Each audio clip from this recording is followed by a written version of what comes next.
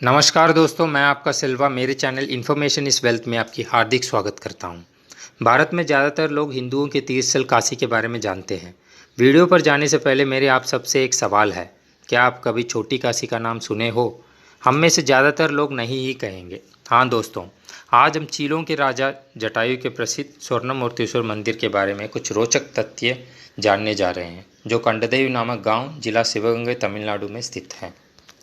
माना जाता है कि रामायण की कई मुख्य घटनाओं का ताल्लुक इस मंदिर से है। रामायण में जब रावण द्वारा सीता देवी का अपहरण हुआ तो सीता देवी के चीखे सुनकर जटायु उन्हें बचाने के लिए रावण से जोरदार लड़े। उस लड़ाई में रावण ने उनके पंख काट डाले और वे गंभीर रूप से घायल होकर जमीन पर गिर गए और श्री राम के आगमन की आशा में जटायु अपनी अंतिम सांस रोक कर रखे रहे।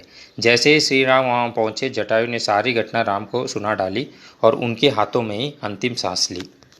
श्री राम जानते थे कि जटायु उनके पिता राजा दशरथ के पुराने मित्र हैं।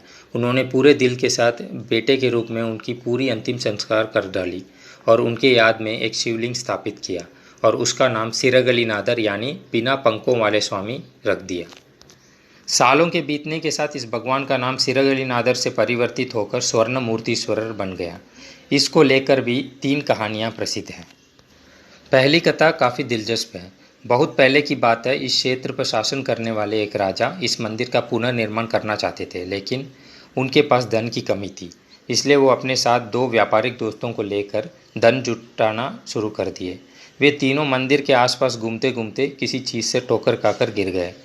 राजा ने अपने आदमियों से वहां खुदाई कर डाली। देखते ही देखते उस जगह से भारी मात्रा में सोना और कीमती रत्न मिले।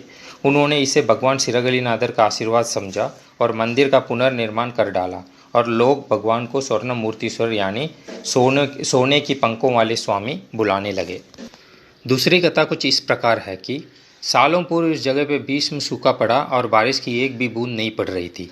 लोगों ने इसे बहुत दिनों तक झेला और कई दिनों तक भोजन के बिना ही रहे।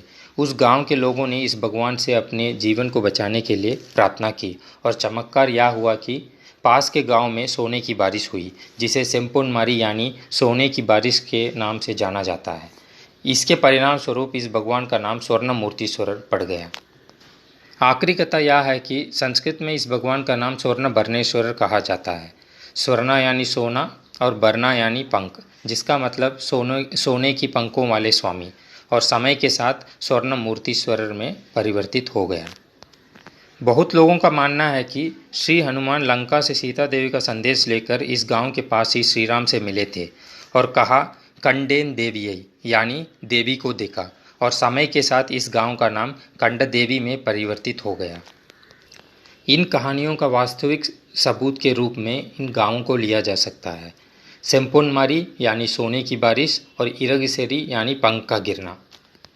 इस बदलने वाली दुनिया में इन गांवों का नाम सेम्मारी और इरवसेरी में परिवर्तित हो गया।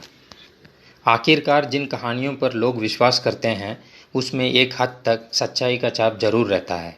दोस्तों, आपको हमारी ये वीडियो पसंद आए तो ज़रूर शेयर एंड सब्सक्राइब कर देना और ऐसे ही रोचक तथ्यों के लिए जुड़े रहे। जय हिंद।